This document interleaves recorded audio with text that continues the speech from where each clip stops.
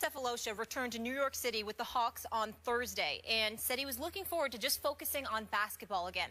Since he was arrested by the NYPD in an April 8th incident outside of a nightclub that left him with a broken leg and ligament damage to his ankle, Sefolosha has admittedly been unable to get the episode out of his head.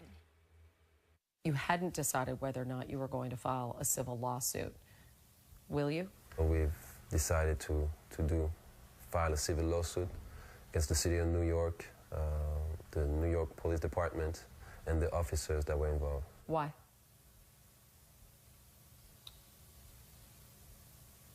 Because there's a lot of unknown about how this will affect me 2 years from now, 5 years from now, 10 years from now.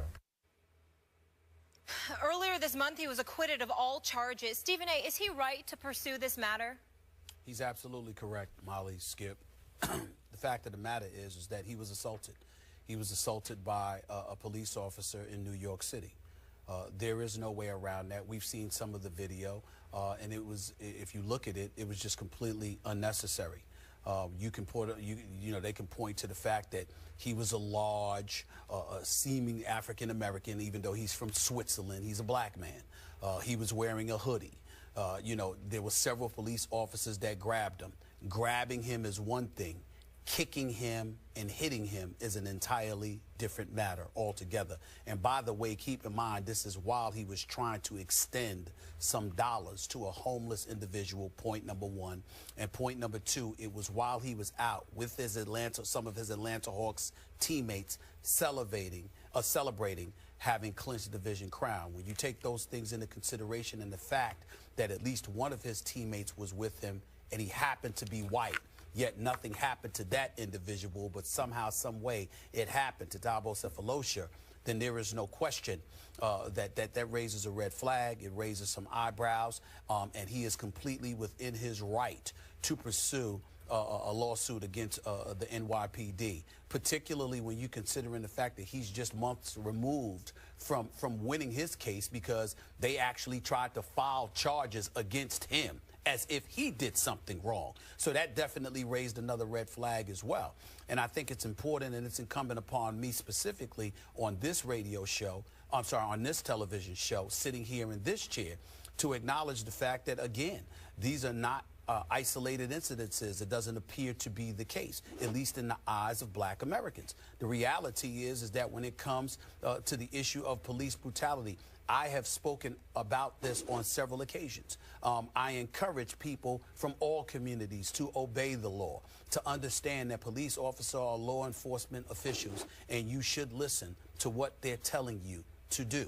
You shouldn't be in their face. You shouldn't be spewing invectives or anything like that. You shouldn't be exacerbating any kind of situation, because in most instances, if not all of them, you are going to lose eventually anyway when it comes up to you going up against the law. So we have a responsibility to make sure that we're sitting up here on this television show and to remind and to encourage people that law enforcement officials are who they are, and it's their job to enforce the law. It's our job as civilized individuals to obey the law and therefore obey police officers. But it doesn't gloss over the fact, nor does it eradicate the reality that there are police officers out there who are a bit excessive, and in some instances it's been fatally so.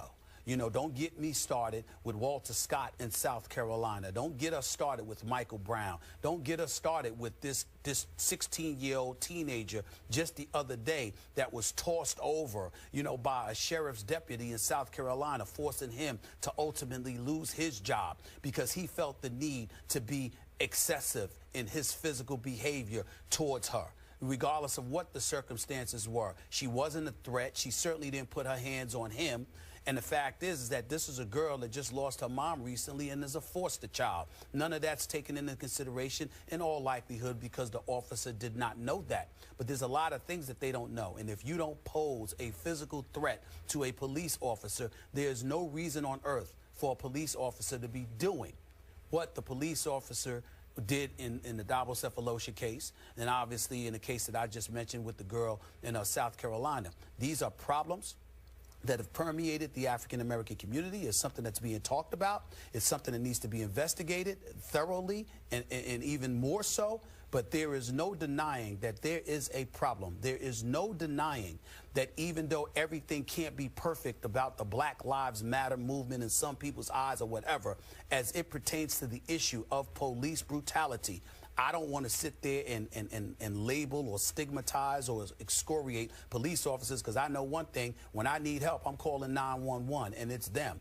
And by and large, they do the right things. And there are black police officers, so let's keep that in mind as well. This is not a race thing in that respect, but we have individuals with darker pigmentations, whether they are African Americans or, in the case of Sefolosha, who's from Switzerland, that literally can make the case that there has been excessive behavior exercised against them, and something needs to be done to address it. We can't keep quiet about it, because the fact of the matter is it deserves a hell of a lot of noise. It's just that simple. I 1,000% agree with everything you just said. Obviously, Stephen A. Smith, I cannot remotely identify with this situation the way you can. But clearly, I admire this man for pursuing this to the nth degree in the court of law, because clearly this was police brutality, and the injury that Sefolosha suffered could be career-threatening. It was so terrible. I have such sympathy for what he went through once this situation escalated to the point that it did. And I would applaud him if he pursues this to whatever he can in the court of law to get whatever justice he can get for himself, given how this situation ended. But Stephen A., if you will, allow me to talk briefly about how this situation started. Maybe I'm out of line bringing this up. Correct me if I'm wrong. But you know and I know that my ongoing theme on this show has been nothing good ever happens after midnight in any kind of nightclub situation. And there is a moral to this story. If there's anything we can take away from it that's constructive, there's an overlying moral to this story. Obviously, underlying this incident was, as you refer to, the escalating tension in this country between white policemen and black people, black-skinned people. Yet, how did it begin, Stephen A.? It's 4 o'clock in the morning. That next night, that same night of April the 8th, they have a game, and again, they had clinched, but they have a game coming up against the Nets. The Atlanta Hawks do. The Hawks at that point were 58-19, 8 games better in the Eastern Conference than the second place Cleveland Cavaliers. So they are riding high. And I said at the time, I thought that Sefolosha and Antich had a responsibility to their teammates to avoid any situation that could put them in peril. So what happens? An incident breaks out in a Manhattan nightclub down in the Chelsea area. And the police are there, and they're screaming at everyone in the club to quote Thabo, "Get the hell out, get the hell out." And they're rushing people out of the nightclub into the street, and he stopped, as you point out, to give $20 to a begging homeless man. And another policeman says, "No, you got to go. Get the hell out of here." And Thabo said that he spoke to the policeman, engaged him in conversation, something in the vein of, you can speak more nicely to me than that. Well, Stephen A., I think you'd be with me. There are times you just can't engage verbally with the police. No matter what the situation is, you just should go on, just move along. But then it escalated again. Then Sefolosha admits he got mad at one of the policemen, and he said to this one policeman, "You're a midget and you're mad."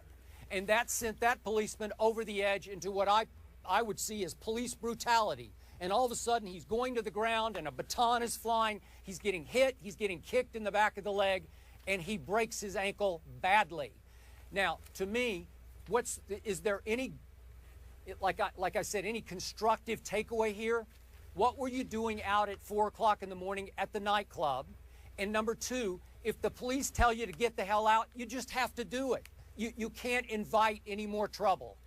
Is that fair? You've been in those situations before. Is that fair of me to bring up?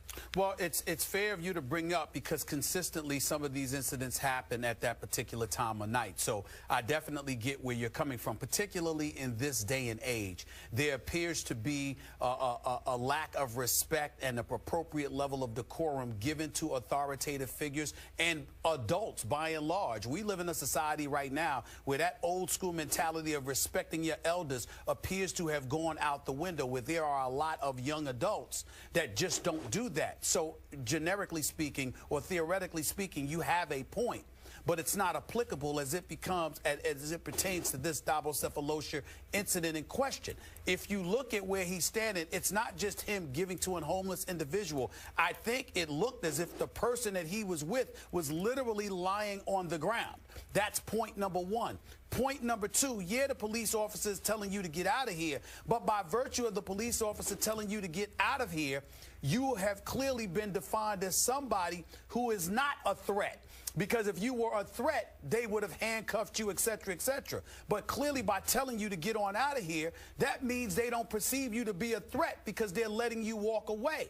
So why would you then feel the need to gang tackle him? And while you have him down, Skip, you kick him in his ankle, and on top of it all, you hit him with a baton. Sure. What is the reason for that? So what I'm saying is that generally speaking, your point is valid. If you want to avoid trouble, it would help not to be out so late, especially in this day and age with the way young folks in our society are tending to act. The flip side is that you still can't, and I know you are not doing it, but no one can excuse what we saw from these police officers because you had already deemed him not as being a threat.